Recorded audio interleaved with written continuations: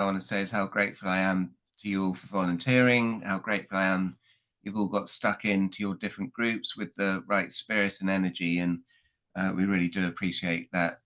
Very cognizant that it's the beginning of the year, everyone's running businesses, and that we're all time poor. So thank you very much for that. Um, some some guiding principles, if you like, for our Barcelona Principle Group as a reminder for us all of what we wanted to do. Very much an evolution. It's a brush up. It's not a revolution. So we're not looking for whole new principles. We're not looking for radical change. We're not looking for radical change for the sake of change, only if it adds value. Where it does add value, what we're keen to do is shorten and keep them simple rather than elongate the principle itself. I think there's a huge opportunity. There's a huge opportunity for us to elaborate at length in the supporting materials, but the principle itself we want to keep nice and simple, straightforward, easy to understand, and concise about conveying a message. I think some of the principles over time had started to creep and um, duplicate each other. So we're keen to split them out so they're nice and straightforward there as well. What we wanted to do today was to review the work that you've all put in so far. Just ask one representative from each group just to spend 5 minutes telling us where you got to. And if you remember in my message, there were sort of 4 asks for today. So one was to show us where are we today? So what is your proposed new principle, the wording for that principle? And then update those categories of the PowerPoint document, I think it was, that I'd previously sent round from 5 years ago.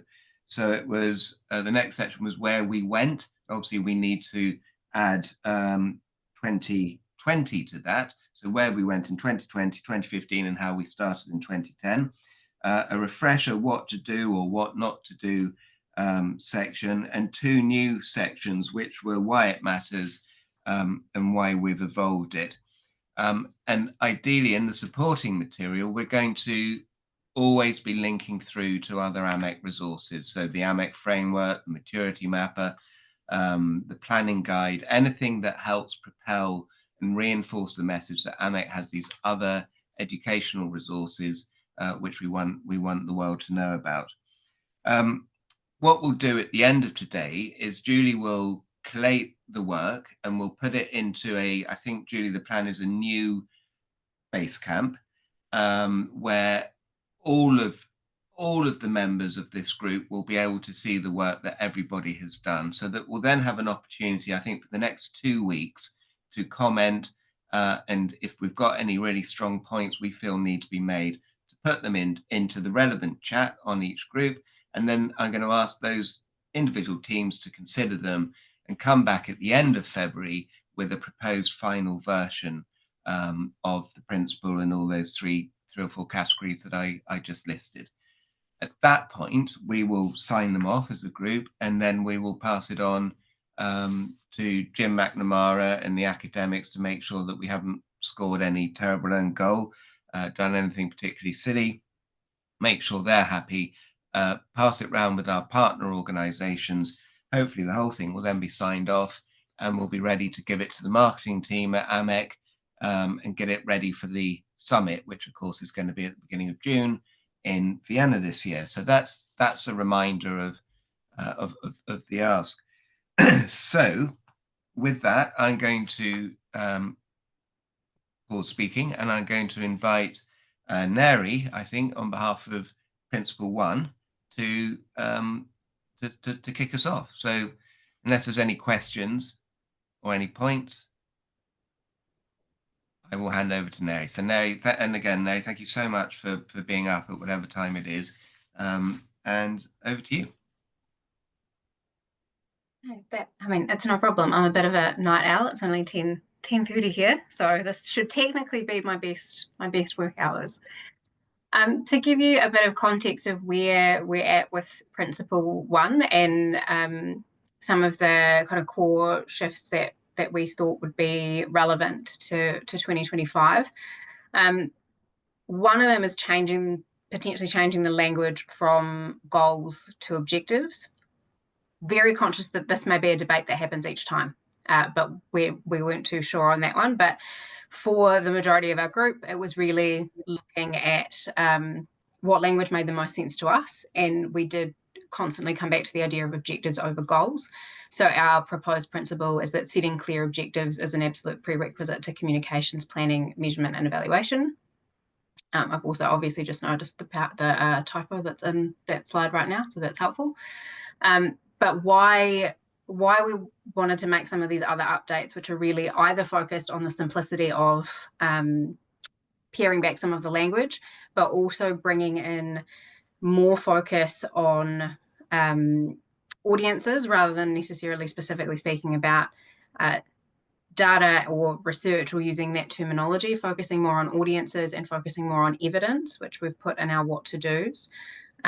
We've also tried to introduce more language that's focused on learning and adaptability. So particularly being able to make objectives feel less static and something that have to be constantly revised and considered based on what's going on for your audience, what's going on in the media environment, and what's going on in the world, and best practice as well, and ultimately giving more permission to feel like you should be adaptive and also iterative in how you measure. So that's some of the language that we've introduced in the what to do's. So particularly what you can see there is being the objectives should be smart, but also be regularly reviewed, allow for flexibility and continual learning in the assessment of the objectives. We've also added the notion of where it's appropriate, clearly articulating and sharing your objectives across your organisation and across any other kind of teams and partners to foster transparency. But some of the others have sort of stayed in there, but those are the things that we've added in our discussions. Ultimately, why we think these are important is around that kind of constant simplification of language. I think as these continue to grow and be built on, the easier we can all explain them is better. Also something that's reflective of that changing nature of evaluation and that need to be really responsive. So that focus on adapting and learning, and really the why it matters, I think, for this principle is pretty strong and consistent. It really is number one for a reason. Clear objectives really define what you want to achieve, and they are the anchor for everything else that comes after. So we were really conscious that being as simple as we can and keeping that kind of core tenet of it was still really important, but just seeing what we could do to make the language feel a little bit more current to what we all know we're facing right now. So that's principle one and a quick roundup. Okay, no, thank you for a really concise and clear presentation there. I think I'm very supportive of what you're saying. I think it makes sense to use the word objectives. That's a personal view. I think one thing, I loved your language that you used. I was trying to sort of listen to you as well as read it. I loved your language you were using about learning. And also, of course, I think planning sits very clearly in this group. So one thing I was trying to look for is, are you talking anywhere in this supporting information about the planning guide and highlighting that it exists, and perhaps linking through to it? So I think that's something that that I'd like to see us do. But I think that's fantastic. If anyone's got a burning point they'd like to make, we'll take it. Otherwise, what we'll do is we'll please ask for people to comment on it once it's uploaded into this new site. Angela's making a chat point. She likes the objectives focus and linking to the AMEC framework. I think that's it. Is that what she's saying? Check. Yeah, that's what Angela is saying. Any other pressing points or thoughts? So no, thank you for that. Thank you for the Carlos. I like the focus on objectives, but how about measurable instead of clear? Okay, well, we'll leave that as a thought for you guys to consider. Carlos, if you could perhaps make that point, or Julie, perhaps you could copy Carlos's point over into the group, and that's something for the guys to think about. Do we have Lucas with us? Yeah. Hi, Lucas. Yeah, I'm here. Oh, there you are. Hi. Yeah. Welcome. Let's hand over to you, please, for principle 2. Perfect. Thank you. Ben's agreeing about big fan of making a clear distinction between goals and objectives. Thank you, Ben. All right, so principle 2. So I guess let's start with how the principle was evolving and how we get to what we are proposing. So indeed, in 210 we started with measuring the effects on outcomes is preferred to measuring outputs, then measuring communications outcomes is recommended versus only measuring outputs, then measurement and evaluation should identify outputs, outcomes, and potential impact. And based on that evolution, we propose to go further today.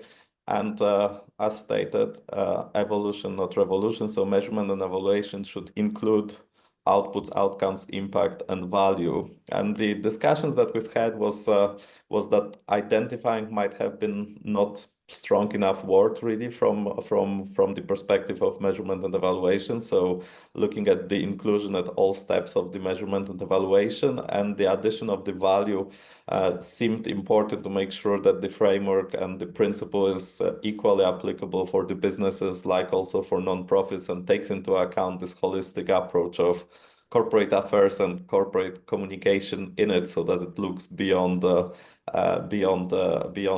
impact and focuses also on the value, and in that value we can have intended and unintended one.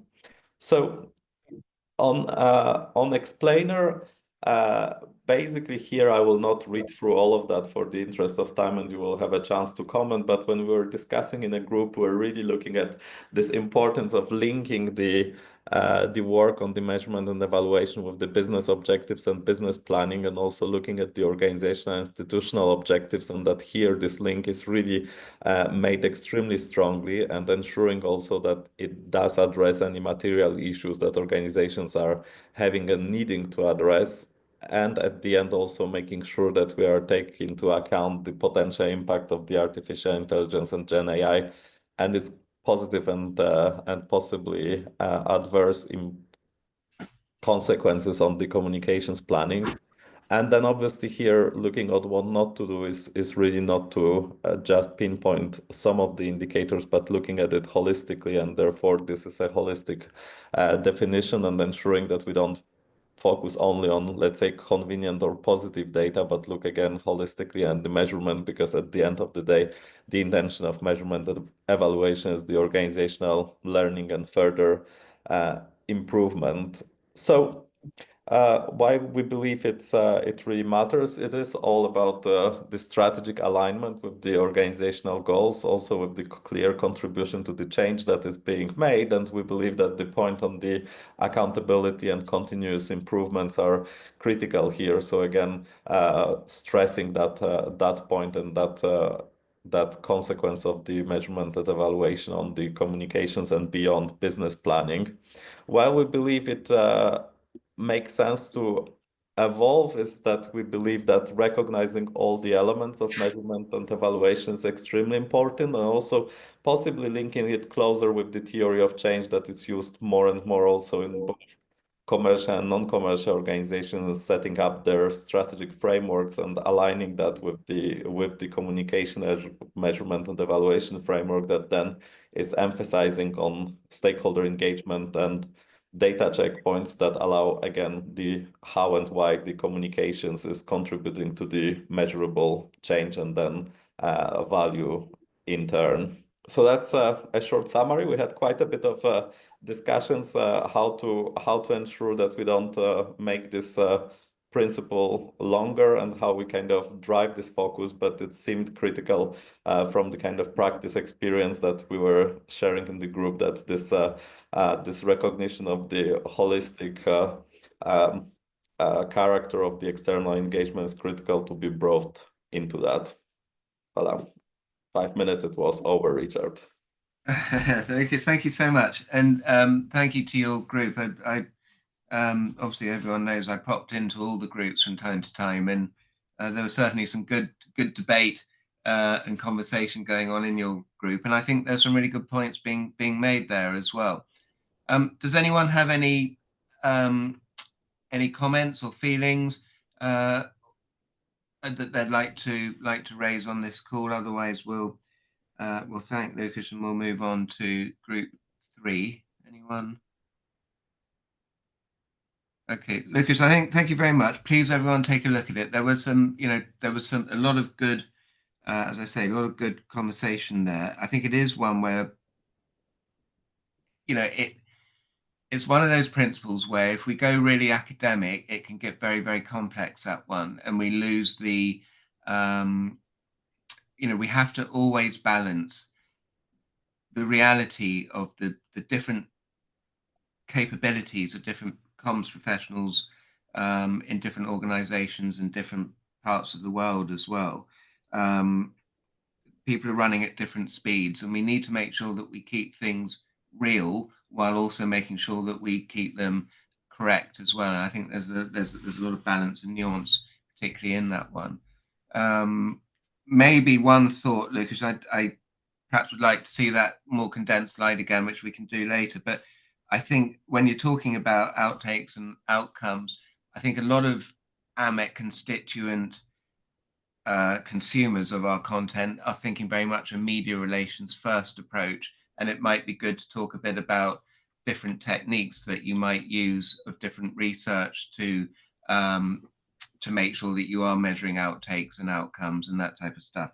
So perhaps, and again, I'd need to read it carefully what you've written, but that might be an area we might want to consider. Okay, sorry, someone has commented, I think, in the chat. Carlos making the point about value being something that was raised. Indeed. Thank you, Carlos. So, Paul, group 3, please. Paul Hand is going to represent group 3. So over to you, Paul. Thank you. Hi. Well, first, let me see if you can hear me. Rich, maybe you could give me a thumbs up if you can hear me. I hear you fine, although cool. I'm seeing principle 7. Yeah, no, let me get the right principle. That will help, wouldn't it? Yeah. There we go. Okay. I'm seeing your slides, so presumably everybody is. Yeah, let me go to big screen, hopefully, so everyone can see that. Perfect. So, yeah, I think so. Principle 3, I think it's important to consider in relation to principle 2, which Lucas has obviously just covered. One of the things that we discussed very early on is that by 2020, what had been distinct principles between 2 and 3, when there was a very clear distinction between measuring outcomes and measuring impact, by 2020, both principles had actually focused on identifying outcomes and impact, and therefore they were quite similar. So what I would call convergent evolution. And the evolving thinking, as we were looking at this, was that we should probably focus on different things between principle 2 and principle 3. Principle 2, as Lucas has just talked about, really should be talking about that journey from outputs to outtakes to outcomes to impact to value. Principle 3, our proposal is that we would now focus more on audiences, stakeholder audiences. Now, that was something that was introduced in 2020. So 2020, the definition was outcomes and impact should be identified for stakeholder, society, and the organization. So it introduced the idea of stakeholders. And the whole of the way that the media landscape has evolved over the last 10 years, but particularly accelerating in the last 5 years, when you have a very fragmented media landscape, but also fragmented audiences, with audiences polarizing across sort of political, cultural, socio-demographic dimensions, having at least one principle that's focused on understanding or defining and understanding those audiences, we think is important. So that's our proposal. That is what principle 3 is. So defining and understanding all stakeholder audiences is essential to planning, building relationships, and creating lasting impact. And I think 2 elements within that are, first, well, 3. One is about, this is the link to creating the impact, which we've talked about in principle number 2. Secondly, the emphasis on planning, that this shouldn't just be about what the final outcome is. It's about understanding those audiences at the planning process to understand what's likely to resonate with those audiences, how they're likely to be influenced, and therefore you don't end up making a bad mistake or having a real problem in terms of a reputational damage with a particular stakeholder group. In terms of, so I talked a bit about why it evolved. In terms of why it's important, let me just read this out. So for organizations to achieve their strategic objectives, they need to build trusted relationships with all of their stakeholder audiences. In an increasingly fragmented landscape with audiences polarizing, measurement and evaluation is essential to understand what resonates with each stakeholder audience and how they're influenced. Effective measurement and evaluation should be about listening to audiences to inform planning and activity, as well as gauging audience outcomes and impact. So emphasis on the impact on the planning, but also about listening. And I think that's a really important point around, it's not just about one-way communication, you know, broadcasting to an audience. It's also about understanding what that audience believes, resonates with them, what they're likely to feel, and how their perceptions might change as a result of the communication. So it's that sort of two-way listening, something that Jim McNamara has made a big point about, and I'm sure when this goes over to the academic group, there'll be a lot of input on that. So I think it's important to build that idea about building a relationship, a two-way relationship. In terms of, just want to pull out a few things in terms of what to do. I'm not going to go through all of these, but I think it's important, one, to talk about this point about understanding audiences at all stages. So both at the planning stage, during communication activity, so you can quickly identify what's working and what isn't working, so you don't end up with things that either don't work or are really detrimental, but also, of course, at the end to judge the overall impact. One thing we talked about a lot in our group was it's not just about the audiences in isolation, but how they work in terms of their broader landscape, which could be social and political, it could be regional differences, it could be a competitive landscape, you know, broader cultural moments, sector-wide issues. So understanding that broader landscape that the stakeholders are in, understanding all of the different types of stakeholders. It might not just be customers, it could be employees, it could be investors, opinion formers, trade associations, communities, regulators, government representatives, how they all work with each other. For example, employees often influence customers. Understanding the channels. So this is where we've alluded to principle number 6. I don't know what principle number 6 is going to say, but it used to be very focused on understanding the channels that focus on those audiences, obviously very much linked to understanding audiences. And also, let me just go down a page as well, links to where we'll come to in principle 7, which is around governance. So making sure there's no biases in underrepresenting certain audiences over others, making sure that we're compliant with any data protection and privacy, having policies and transparency around, if, for example, using research, and this is increasingly happening, using AI to create synthetic audiences, which some research houses are now offering, to make sure that we're transparently declaring that, and we have governance over how that works. And finally, to the point that Richard made, a link to the planning guide, the AMEC planning guide, which has a big emphasis on understanding audiences as part of planning. So to link that all together. So let me pause there. Thank you, Paul. Great job on that group. Thank you very much for the work you've done on it. I really like this point around listening more and more carefully. I think if we think about many of the world's surprises, in inverted commas, from Brexit to election results, where people have been, you know, how could this have happened? 9 times out of 10, the clues have been there. It's just that people sat in bubbles and didn't want to understand the audiences that they needed to understand to really realize what people were thinking and how they were likely to behave. And I think that's a huge lesson for communications professionals as well. And I think calling it out, making it clear in this era of fragmentation and polarization that we're in, I think is really, really critical. So good work on that. And as you said, I know Jim McNamara, obviously he's written a whole book on organizational listening. It is a really important thing. Thank you for linking through as well to the planning guide. I'll throw it open to the floor. Anybody got any pressing points for Paul's group before we move on to group 4?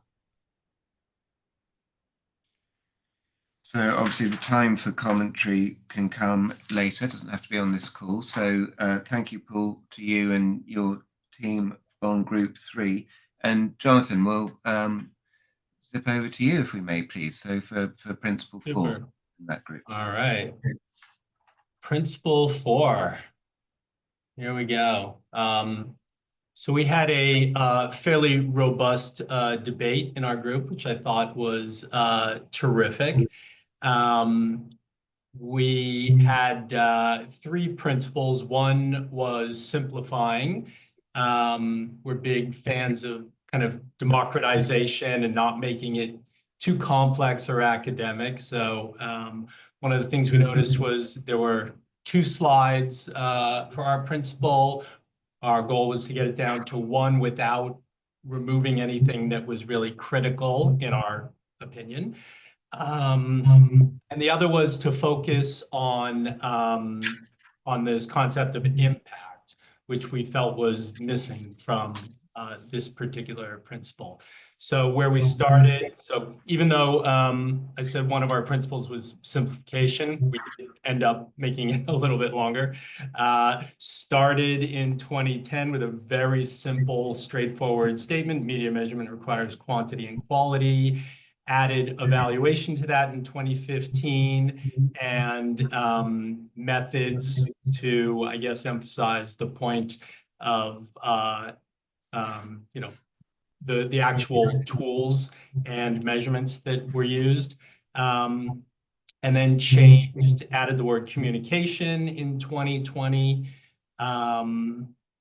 and where we went was effective evaluation of communication impact requires qualitative insights and quantitative analysis. And the reason behind that was, as I said, we wanted to really focus more on the impact of the communication.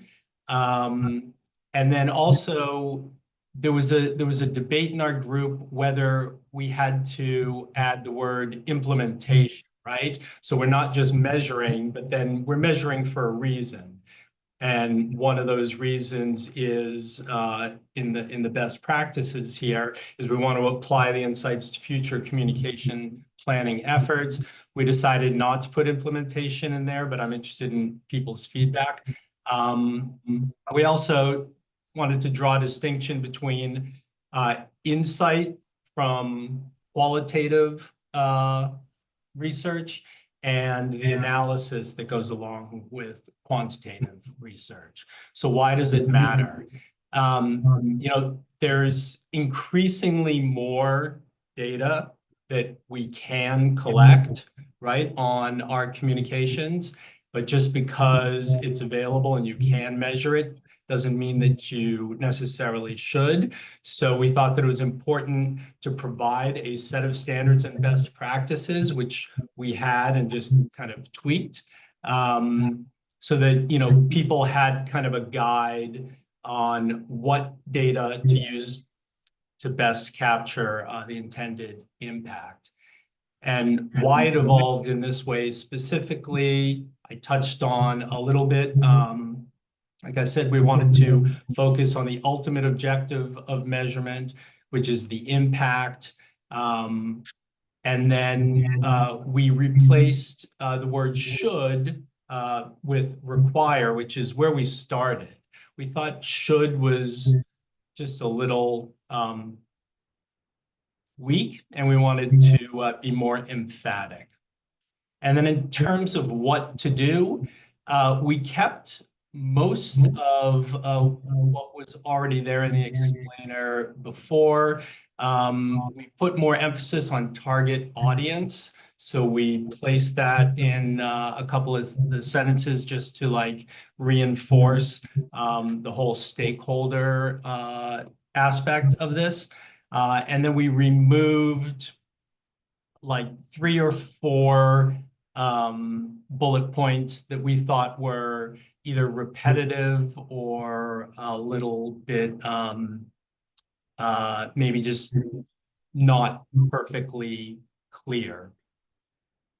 So I'll stop there. Thank you, Jonathan. It seems pretty clear to me, and some really good work. So you very much are focused on being reductive rather than additive, which is not necessarily a bad thing at all. Carlos, I see you got your hand up. Let's come to you. Jonathan, a quick question. Is that okay? Yep. Richard, Yep. yeah. Go ahead, Carlos. Yes, So, please. Okay, Jonathan, I love what you've done with summarizing everything, so that's perfect.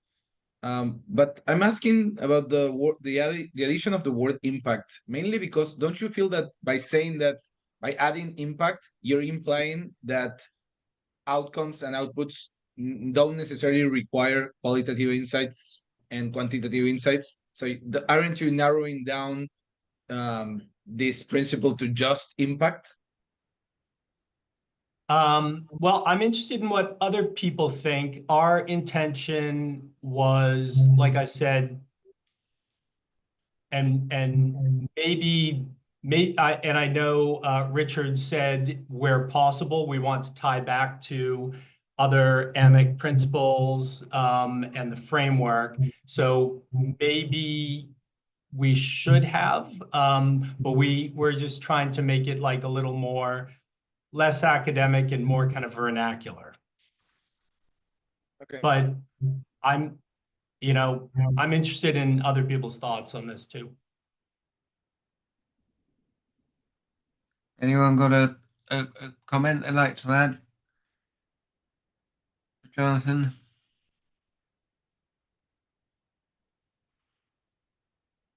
Okay, well, Jonathan, perhaps take Carlos's point on board, see what your team think, and hold on, we've got Angela's come in with something. I think it's a good point, Carlos. It may be possible to remove the word impact. So perhaps have a consideration around that.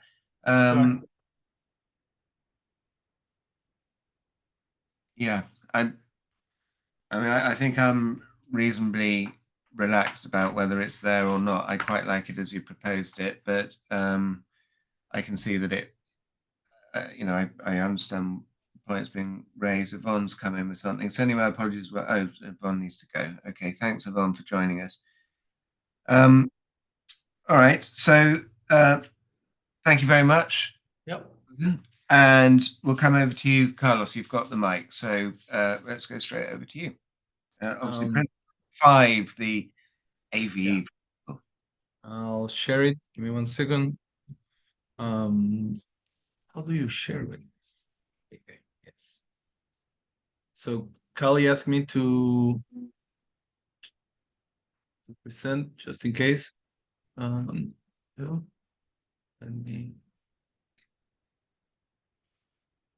There we go. So basically, our principle is a principle that hasn't changed ever. So we've always been agreeing in that AVs are not the value of communications. And based on the group's input, the first thing that we wanted to do was to work hard on creating a list of, well, how can you, if AVs are not the value, what are the things that you should do to try to understand how to get that value? So, and Kali has done a great job of summarizing all those bullet points going. You can go to a maturity mapper and understand where you are on your journey. There are award-winning cases that can demonstrate what value is. You can establish a checklist, and then there's a lot of material that AMEC already has that we should be more upfront about, and always remind people, say no to AV's website, the framework, etc. So on that point, that was pretty easy. we feel that there are a few things we could also do. Kali recommends that if we must provide a metric for the estimated cost and space of our media, we should, tell our membership, well, these are things you could do to provide such a metric. In that case, for example, avoid the word value or impact, be clear and transparent about the limitations of those metrics, which most people don't understand, and include quality of coverage. One point that has been of contention amongst the group and that we wanted to raise was the possibility of changing the wording. Some of us think that the wording of AVs are not the value of communication isn't the best, mainly because it's just a negative thing that is not very well explained in the line of all of the Barcelona principles. So we wanted to raise it to see what other groups or people thought, especially the possible addition of something in the line of the value of communications can be measured, but AVs are not the value of communication. So that we go and tell people that value can be measured, which that's why I made the point before that that's in line with what group 2 added, which is very much important, because principle 5 is very important to promote in those markets where Richard mentioned earlier that the level of penetration of measurement, proper measurement, is very different amongst the world, around the world, sorry. And there are markets in which principle 5 is very poorly understood, mainly because we're just saying you cannot derive value from AVEs. And the main question is always, well, then you can't create value, or you can't derive value, or how do we get value? Is it possible or is it not? It creates a lot of confusion. In my side of the world, it creates a whole lot of confusion, and it drives people into AVEs and far from AMEC very regularly. Principle 5 is very easily mentioned by clients as, we cannot follow the Barcelona principles because we don't understand it. And even if you go and explain, well, there's all of these materials, yeah, but you're saying this is not value and this is how we measure value forever, and so no one can measure value, and then you have to go and further. So we wanted to open that discussion as to whether we could change the wording and whether that made sense to other groups, because it's such an important part of the Barcelona principles. Thank you, Carlos. Couple of thoughts from me. First of all, slightly wrong on that slide. 2010, it used to be something different. So it used to be AVs are not the value of PR. So if you could just edit that, the only change was we changed it from PR to communication, and then it stayed as that in 15 and 20. But I think your group's hit on a really important point here. And I, enjoyed the conversations that I could see that you were having online, which is this is the only principle which is a negative. So the other 6 principles all tell you what to do, and this is the only one that tells you that you shouldn't do something. And of course, that as a result, as Carlos very clearly told us just then, leaves people saying, well, what if I can't do this, what should I do? Now, AMEC, I think hopefully everybody on this call knows that AMEC does have a policy, and that policy does actually tell you what you should do if you are using AVEs, how you should help clients move away from them. We obviously have the why AVEs are an invalid metric, which the guys have got listed here, but we have that policy document, which I think is quite buried, but could be resurfaced because it has some useful stuff. And I did pop a link of it into your group there. I think it is not a bad idea to turn this into a positive principle. I like that concept of the value of communications can be measured, but not by AVEs. Might not be that could be a good way of doing it. But obviously, I'm not the the judge and executioner here. Our group is. So interested if anyone's got any burning thoughts on that now. Otherwise, over the next week to 2 weeks, input into the group. But any let's pause there. Any from the wider team, any thoughts? We've got Dave. Dave, do you want to speak, or what? Or do you want me to read it out? What have you said? Yeah, I was just going to say Hi, Dave. in favour of the name suggestion, especially if we're adding value to the second principle. I think it's nice they sort of link together. Yeah. And I hadn't thought about that because it's the only negative principle, so it's nice to sort of turn it into a positive one. I think it's a really good point, that and yes, because of course in some of the other principles we are telling you how to measure value, so we can say, you know, AVs are not the way to do it. Go and see principle 2 or 4 or 3 or whatever it is, where, you know, more information is on how to do it, and see the framework, which also explains to you how to measure value. And, you know, in the supporting material as well, of course, we can say that the value of comms doesn't always begin with a $, a pound sign, or, you know, any other currency, a euro sign. Jonathan. Yeah, I'm just wondering, was there any discussion of adding impressions to the no-no list? Well, I can answer. Carlos is on mute. Yes, yeah. Actually, you mentioned it, I think, Jonathan. Yeah. You wrote it, and we fairly discussed it.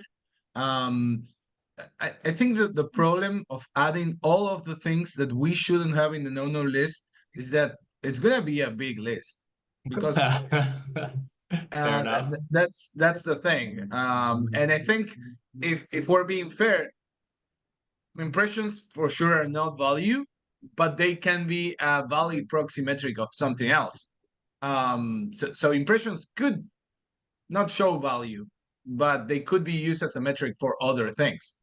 And so it's different from AVs, which, well, they were originally created as a proxy measure for exposure in the 50s by Blackard and Plackman, Blackard and Plackman in the 50s, but and then they became a measure of fake value.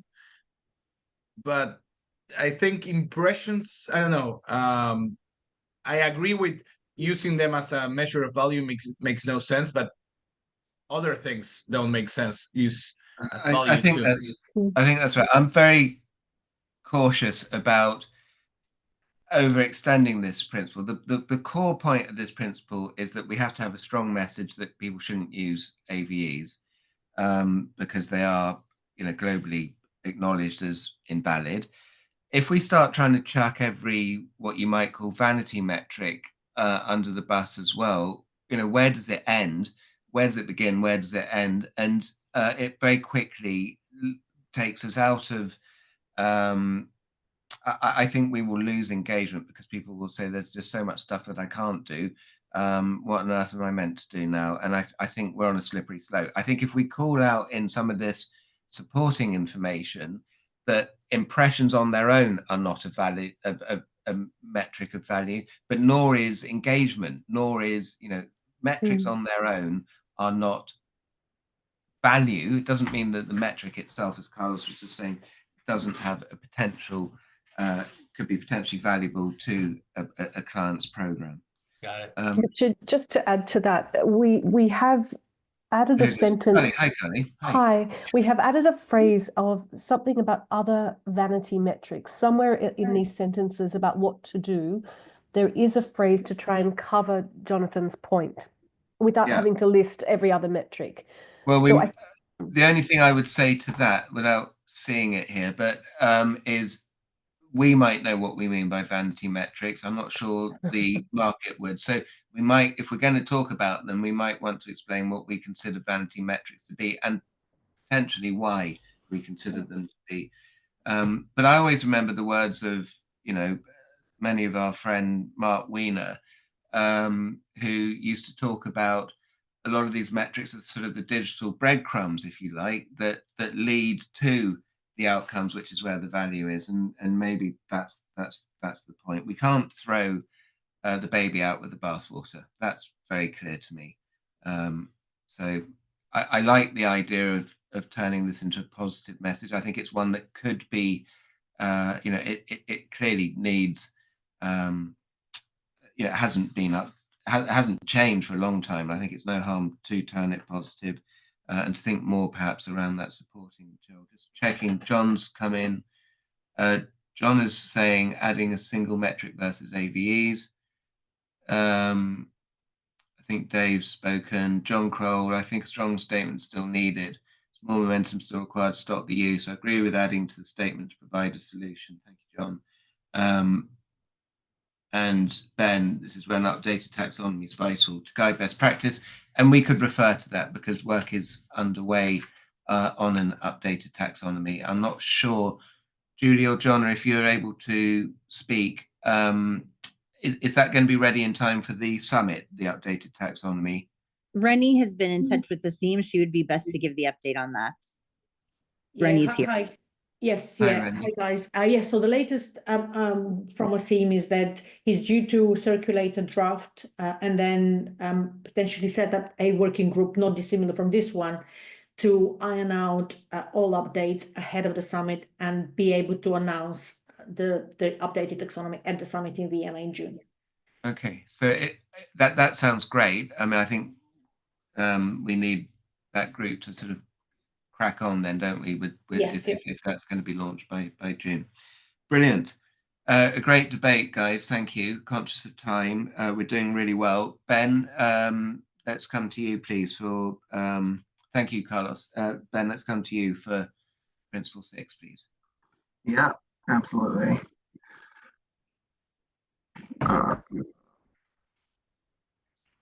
Okay, Principle 6.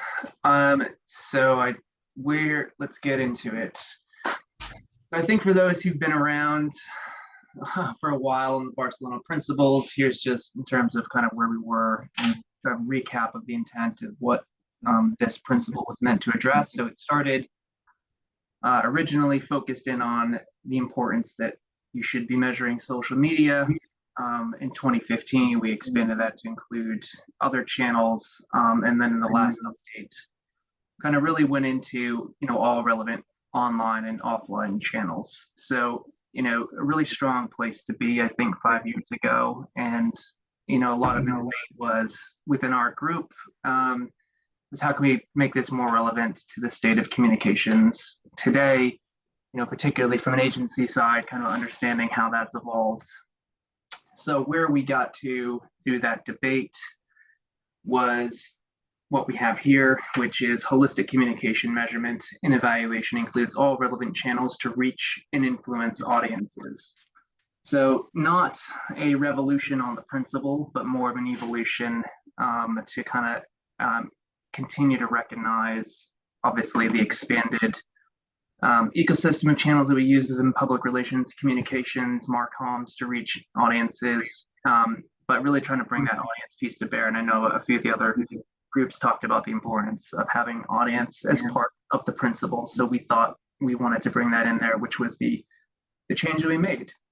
So in terms of the what not to do advice, rather than be too expansive and overcomplicate this section, we'd spent a lot of time kind of trying to hone this in and make it a bit more specific. So first and foremost, focusing in on the importance of setting communications objectives and adding in language between both the near and long term, which actually to the conversation we're just having now around impressions and perhaps other quote unquote vanity metrics. I think this is where, as I just noted, the taxonomy is so important because we know that there are ongoing performance measures that need to be accounted for. And I like the breadcrumb analogy, Richard. So within this, we wanted to make sure that this, those objectives, both near and long term, are focused on the audiences you're looking to reach and engage.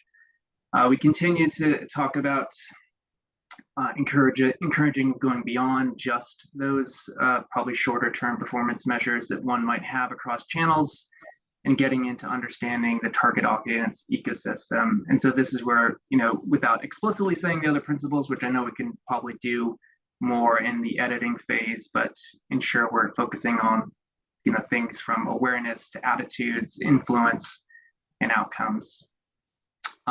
We continue to see the importance of talking about consistent deployment of measurement across channels. The strategy accounts for tracking the right, having the right mechanisms in place to do that on an ongoing basis, to include both quality and quantity within that. And then to encourage folks to think about how that could be integrated into a dynamic dashboard that can be easily digested by stakeholders within a business. And again, we want to be thinking about mapping those metrics, whether they're internal or external audiences that we're trying to reach that correspond to each stages in the journey. So keeping a lot of the same language that we had before, what we did is just kind of edited it down a bit and reworded it to kind of make sure it has that logical flow to it. And then in the last piece, in terms of what to continue to do, continue to map out all the various metrics. So this is trying to be as comprehensive as we could be, thinking about all the ways in which we as communicators are reaching audiences these days. So it's not just about news, it's across social, paid or owned or shared. But then even, incorporating other platforms that were part of the principle in 2020, but increasingly are more important today. So newsletters that are going direct to audiences, publishing that are being done by our clients, the use of search data and AI search, programmatic advertising and display, which is increasingly more of the work that is being done within communications agencies, podcasts, email, events, etc. Again, not comprehensive, but just to try to show the full breadth. And then the last kind of area is to make sure that encourage folks that they need to stay up to date on the various methodologies and tools that they can deploy and use to track and measure across channel and even within audiences. So the reason why why this matters, I think first and foremost, I'll just read it out. It's to ensure communicators achieve their intended outcomes, whether it's creating awareness, shifting perceptions, or influencing behaviors with internal and external target audience. Measurement plans must encompass all channel activities. Without a holistic understanding of performance from thorough data collection, teams are unable to effectively learn, optimize, and prioritize in real time for future plans. They could also face challenges articulating how their investments created value for the business, ultimately leading to challenges in securing leadership support and resources. And I think I hit on most of the points as to why this evolved. And I know we are coming up close to time, Richard, so I will stop there. Yeah. Answer any questions? Thanks. Yeah, thanks, Ben. Just a couple of thoughts from me. And this first one's a general point to all of us. If we use the word business, could we swap it for the word organization? I know that government departments, not-for-profits can be quite sensitive to that. So let's try to catch ourselves when we talk about a business, and let's talk about an organization instead. One thought, Ben, on the phraseology we've used here is comms channels to reach and influence audiences. That very much implies that we're thinking of comms as a sort of an outward only flowing activity and not that two-way activity, which I know Jim McNamara is very hot on. And I wonder whether we should try to use stakeholders in our language a bit, and also that concept of reaching and influencing again is that it's an active thing that I'm doing to somebody else rather than someone's potentially doing back to me. And I wonder if perhaps we want to use the word understand audiences or understand stakeholders or something like that. I really like your point that you've made in here, and I think all of us could benefit from a bit of this as well, is the staying up to date. What I think one thing all of us know is over the next 5 years, this is going to be a hugely dynamic industry and things are going to change in ways that probably none of us can imagine. And so this call to stay up to date with latest thinking, I think is really important. And I'm wondering out loud whether it's something that should be in the sort of overall guidance introducing the principles. But I think that's a hugely important point that you've identified there. Guys, is there any comments on the work of Ben's team on Principle 6? So we'll leave that chat for the the opened up group. Ben, thank you so much to you and the team. I think some really good points you've made there. So thank you very much indeed. A big shout out to Angela, who I know is on the line. And yeah, Angela's just come in with a point, actually, what she's saying. Agree with the strong statement still showing up. Mark made a good point. I like the idea of adding understand in addition to influence. Also a good point about organization over business. Okay, thanks, Angela. So, yeah, we're just going to be a little bit over, but over to you, Paul, please, for 7. And Neri, just while Paul's loading that up, Neri just positive refresh, really good. Careful about how we use the term value generally. Yeah. Yeah, okay, perfect. Paul, over to you. Okay, thanks very much. So last principle, I'll be quick on this, obviously conscious that we're running over on time. This is very much an evolution rather than a revolution. My thanks to John, Camilo, Rob, and Michael on this group. What we wanted to expand on, so transparency was right at the inception of this in 2010. And we broadened it out so that we're now talking about transparency, integrity, and I think this is a really important word, governance, which Rob was keen to put in, and I think that's relevant in terms of something I'll mention in a second. And thanks to John as well for pointing out that we probably ought to be a bit more explicit about some of the areas around where we should apply these principles around transparency, integrity, and governance. So particularly with data, so how you sample data, and making sure that you're not underrepresenting or overrepresenting certain audience groups, or you're creating biases in the data or in the media, the methodologies, and importantly, given how much AI and technology is changing things, around how we approach technology. So I think the two big changes in the last 5 years have been around technology and AI, and how with the latter, well, with AI, certainly you want to, our proposal is that we should be transparent about the use of it in all aspects of the workflow.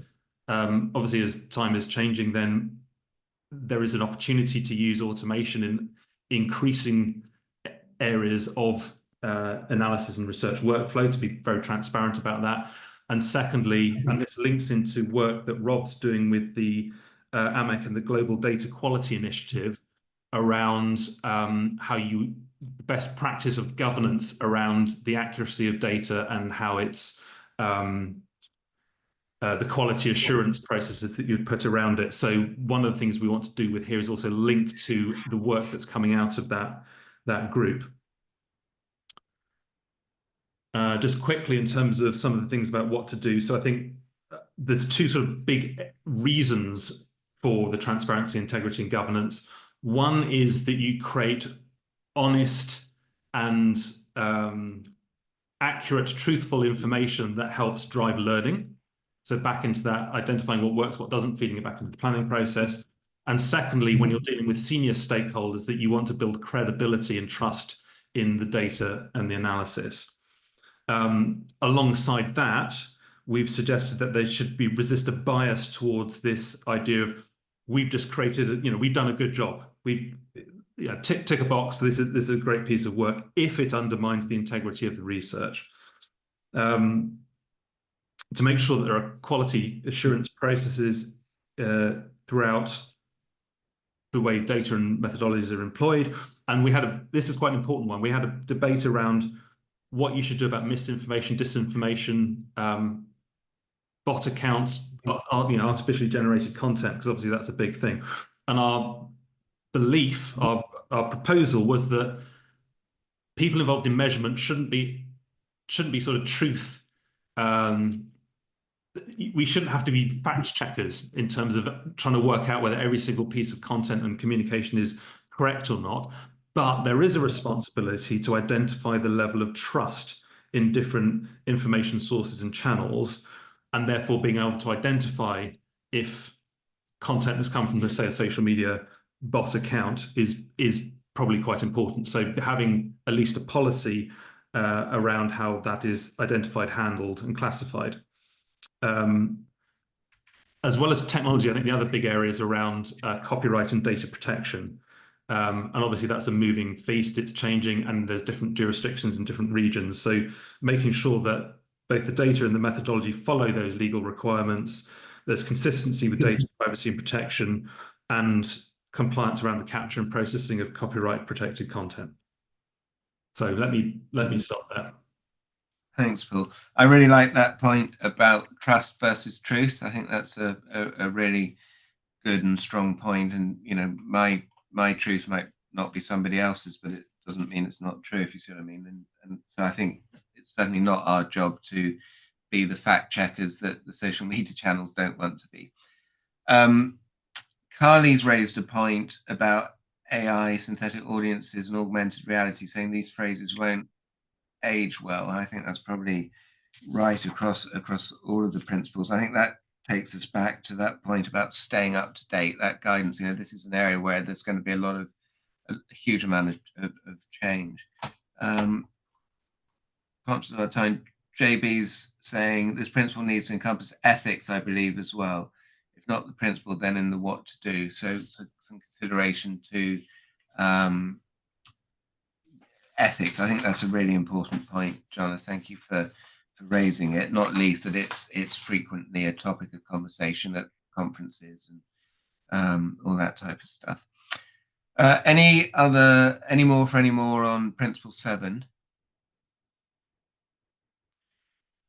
Brilliant. Okay, well, we're running a few minutes over, but just a couple more minutes then. So first of all, a huge thank you. I thought that was really great presentations by everybody, you know, real leaders in the industry, all of you around this group. You're all busy, and really, really grateful to you all. And thank you particularly to the team leads for prepping that and taking us through so clearly and summarizing the thoughts and the work of your different groups.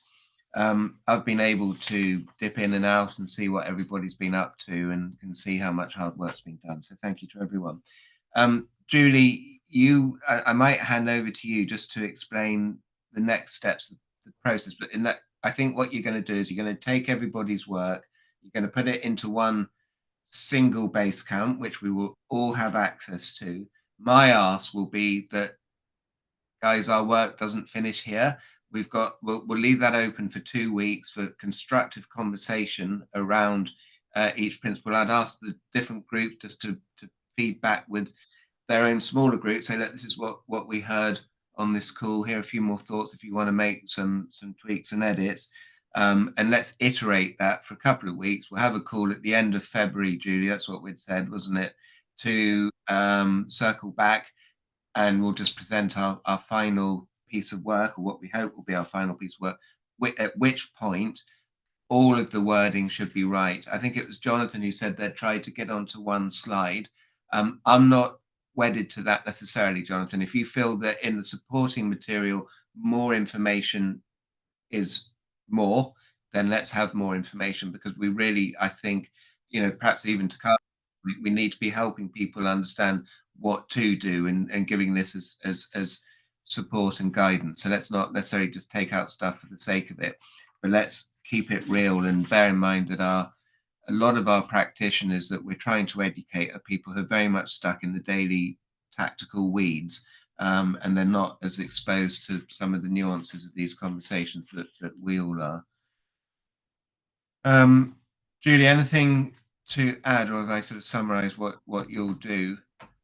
No, I think that's it, Richard. But if everybody could send me their final slide, just on email, because I know there was a couple of amends on the call even. So if I have the final version, then I can bring them all together in the groups for you to then carry on. So that's an action, please. If everyone could do that in the next hour before you all get busy and forget. I think one thing, just for Julie and John's benefit, is that they're both here and listening. I think one thing that this group found challenging, and I think it's something for AMEC and Rennie, for you perhaps as well, with the guys to look at, is a lot of the groups have found it a challenge to collaborate on documents, because Basecamp only has this ability to upload and download a file which can't easily be shared. And it might be that we need to look at something that isn't Basecamp going forward, maybe Slack. I've never used Slack. I don't know if Slack makes that easier. I don't know what the cost implications are, but I know we have SharePoint, which perhaps we could use more effectively. But I think that what everyone would have really appreciated would have been the ability to have one document that you can all work on at the same time, you know, when you see your initials beside it and different people writing in different colors. I think some of the groups tried to do that with a Google Doc, but not everyone has permissions to run Google Docs. So a really useful collaborative document tool would be a great thing for AMEC to look at, I think, as a general sort of feedback. Okay, guys, we're nearly 10 minutes over time. So anyone for any final points from anybody? So I will just repeat, you know, we're conscious everyone's a volunteer and you've all given a lot of thought and a lot of time. And so thank you very, very much. Look forward to seeing you at the end of February. Have a good month and hooray, January's over, right? So enjoy February. Yeah. Thank you, Richard, for leading this group. That's really helpful. Thank you to everyone for volunteering. And, you know, we did have the SharePoint, so that's something that we just need to look at. If that wasn't implemented on each group to get a single document, then that's something we can easily do, but needs to be that source as opposed to separate documents. So I do want to thank everybody for, you know, the time and the discussions, which were really robust, and for your time here on being in the meeting and, you know, all different wild times. This is really one of the really critical initiatives that we have as an organization, and getting this right and making sure that we have that good discussion now so that it is a clear presentation at the summit is really a critical piece. So thank you everyone for all of the time and the thought that goes into this. Yeah, thank you, Jonathan. And here. And Julie, will it be, you've recorded it, AMEC has recorded this. Can you make the recording available to this group so if anyone wants to go back and yes, of course, yeah. And I think Carly saying goodbye, or does she have a point? I think she's saying goodbye. Okay. Carly's gone, hasn't she? Yeah. Okay. All right. So that's it. So thanks, guys. Thanks very much. Okay. Thanks, everyone. Everyone.